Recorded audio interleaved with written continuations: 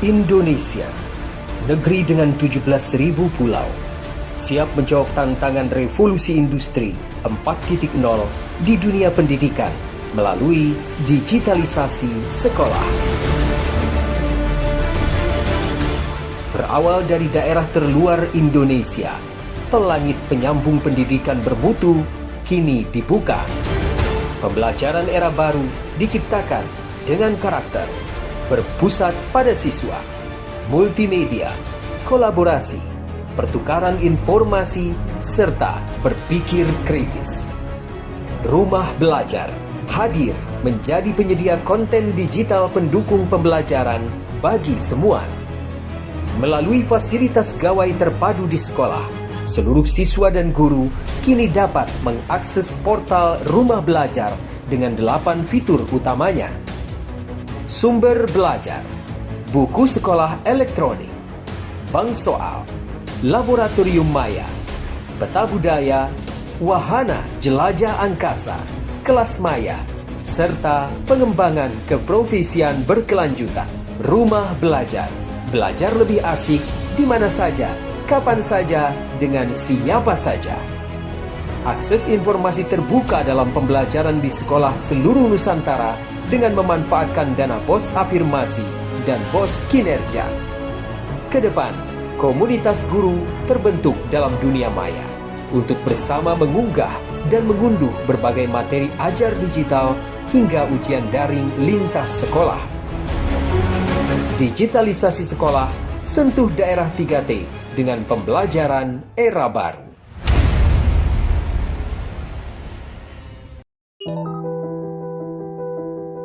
Siswa milenial seperti sekarang adalah generasi yang sangat melek visual. Mereka lebih menyukai belajar secara audio-visual melalui video, online games, dan bahkan augmented reality ketimbang melalui teks, membaca buku, atau mendengar ceramah guru di kelas. Mereka juga lebih suka berselancar di Google, mencari informasi secara online ketimbang pasif berkubang di perpustakaan. Dan mereka lebih nyaman belajar secara berkelompok dengan menggunakan social learning platform daripada duduk pasif mendengarkan ceramah guru di kelas. Bagi mereka, informasi dari internet dan dari teman lebih kredibel dibandingkan informasi dari guru, dan mereka lebih suka menggunakan game interaktif untuk belajar ketimbang suntuk mengerjakan PR. Dengan kondisi seperti ini, di masa depan besar kemungkinan proses pembelajaran tradisional di ruang kelas seperti saat ini akan tidak diperlukan lagi. Proses pembelajaran tidak akan melulu di kelas, melainkan bisa dilakukan kapanpun dan dimanapun dengan platform kelas online seperti Edmodo, Canvas, Ruang Guru, dan YouTube. Oleh karena itu, keterampilan mengajar yang dimiliki guru juga harus disesuaikan dengan kondisi tersebut. Guru harus mahir melakukan perencanaan, pelaksanaan, dan evaluasi pembelajaran online melalui platform kelas online tersebut. Guru juga harus mahir membuat kuis dan game edukasi yang menggugah siswa untuk belajar. Guru juga harus mahir meracik pembelajaran online sedemikian rupa sehingga interaksi sosial antara siswa tetap bisa dipertahankan seperti ketika mereka berinteraksi saat belajar secara tradisional di ruang kelas. Terkait dengan pendidikan moral dan sopan santun, guru harus mampu mendidik siswa tentang adab dan sopan santun bermedia sosial, serta tetap mampu mendidik siswa secara online tentang sopan santun ketika berinteraksi di dunia nyata. Untuk itu, pemerintah perlu mempersiapkan keterampilan ini dengan program-program pelatihan dan pendampingan secara berkelanjutan bagi setiap guru. Teknologi. Kenapa teknologi ini penting? Ini juga banyak ada persepsi yang menurut saya salah bahwa saya dijadikan Menteri Kemendikbud karena semuanya akan diganti dengan aplikasi. Saya cukup lucu sih ini. Saya suka dengar ini, saya banyak persepsi. Oh, semuanya jadi aplikasi aja. Pertama yang harus saya sebut itu, yang harus saya klarifikasi, pendidikan adalah apa yang terjadi di dalam dua ruang, di ruang kelas antara murid dan guru, dan di rumah antara orang tua dan anak. Itu yang kuncinya di dua tempat ini. Teknologi tidak akan mungkin bisa menggantikan koneksi itu. Karena kenapa? Pembelajaran yang terbaik itu ada koneksi batin. Murid dan guru yang terbaik itu bukan seberapa banyak informasi yang dia tahu, seberapa banyak dia hafal, tapi yang punya koneksi kebatinan terkuat. Karena baru dari situlah tertimbul rasanya percaya atau trust, baru itu anak bisa belajar.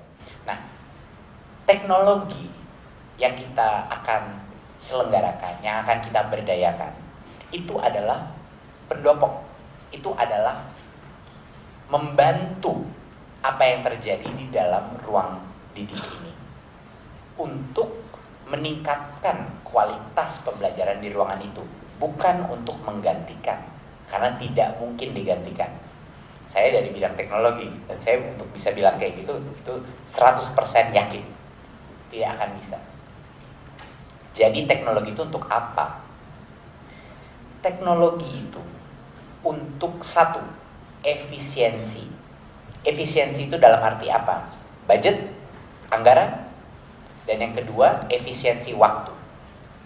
Apapun yang halnya sifatnya administratif yang bisa dilakukan oleh teknologi, itu akan memotong anggaran dan memotong waktu pekerjaan itu jadi sangat pendek. Kedua, apa benefitnya teknologi? Transparansi. Semua kebijakan, semua aturan, semua kurikulum, semua hal yang dikerjakan pemerintahan itu harus berbasis data. Tapi kalau datanya tidak tepat, kalau datanya tidak terstruktur, kalau datanya tidak real time, kita tidak akan bisa mengambil keputusan yang baik dan tepat. Teknologi memberikan kesempatan untuk kementerian kami untuk memberikan data yang integritasnya lebih tinggi, lebih banyak data, lebih signifikan secara statistik, sehingga kita bisa mengambil keputusan yang lebih matang dan yang tepat sasaran. Dan yang ketiga, apa kehandalannya teknologi? Teknologi bisa memberikan fleksibilitas. Tanpa teknologi tidak bisa ada namanya personalisasi. Tanpa teknologi tidak ada yang namanya segmentasi. Jadi kalau area tertentu membutuhkan yang tertentu, sekolah tertentu membutuhkan yang sedikit berbeda, dengan teknologi mereka bisa semuanya mendapatkan manfaat yang sama, akses yang sama, tapi mungkin konten yang berbeda. Teknologi membuka jalan untuk bisa customization, kearifan lokal, bisa sekolah-sekolah yang ingin fokus kepada tema tertentu, dan yang lain fokus kepada tema yang lain. Dan yang terakhir adalah transparansi keuangan dan penggunaan anggaran. Disinilah dimana teknologi bisa bermain peran yang sangat baik untuk memastikan bahwa tadi yang Pak Pimpinan bilang, 20% APBN itu bukan cuma sen, tapi deliver. Dan itu hal yang banyak yang ditunggu-tunggu para kepala sekolah dan para guru-guru kita, bahwa mohon yang sebenarnya dana itu bisa kami gunakan dengan baik dan benar. Hadirin yang saya hormati, kita hidup di era yang sangat dinamis. Perubahan dunia terjadi begitu cepat dengan bantuan teknologi, sehingga kita pun dituntut untuk beradaptasi dengan cepat. Kalau tidak, kita akan ketinggalan jauh di belakang. Kita sebagai individu maupun kita sebagai bangsa. Oleh karena itu, kita harus membekali anak-anak kita dengan kemampuan beradaptasi yang mumpuni. Kita juga harus membekali mereka dengan karakter, pengetahuan, dan keterampilan yang paling dibutuhkan di era sekarang dan masa depan. Sebagian dari kualitas-kualitas itu telah tertanam di dalam masyarakat kita dan perlu terus kita pupuk, seperti semangat gotong royong dan semangat toleransi. Sebagian lagi masih perlu kita tumbuhkan, seperti kemampuan berpikir kritis dan analytical thinking. Bekal itu harus kita berikan sejak dini, karena intervensi di usia dini akan membuat perbedaan jangka panjang yang bersifat permanen. Disinilah peran penting PAUD dan para bunda PAUD.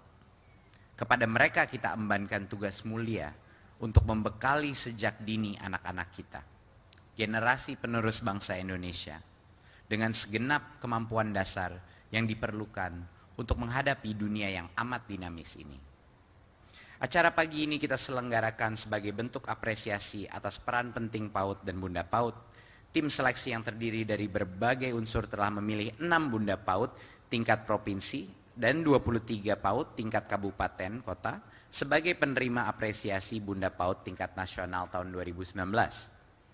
Harapan kita semoga penghargaan ini menjadi suntikan semangat bagi pegiat PAUD di seluruh negeri untuk terus memberikan yang terbaik guna membangun generasi muda Indonesia yang unggul, generasi muda yang dapat membawa Indonesia menjadi negara maju.